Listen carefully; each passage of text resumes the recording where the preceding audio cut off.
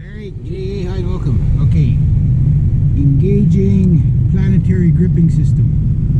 Oh, everything's backwards. Everything's backwards. No. Yeah. Start, okay. Yeah. There we go. Engaging pops.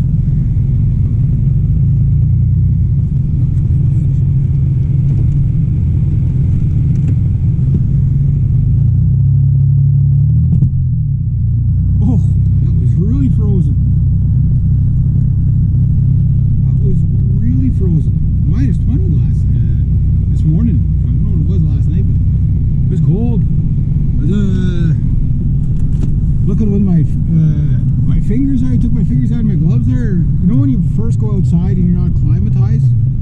Whatever, so there's not enough blood in your fingers to keep them warm. Like I could feel my fingers like, oh geez, I had to go in the house because I was afraid they were going to get frostbite. Once you're circulating, you're fine, but you gotta watch out for that. So I only had to take my gloves off for like a minute there, and I was like, okay, that's won't be doing that. Try that again. Try that again. I noticed some of you, hey, this thing's got brakes. Oh, wow. The one thing the silver pellet can't do, right? Disengaging super traction system.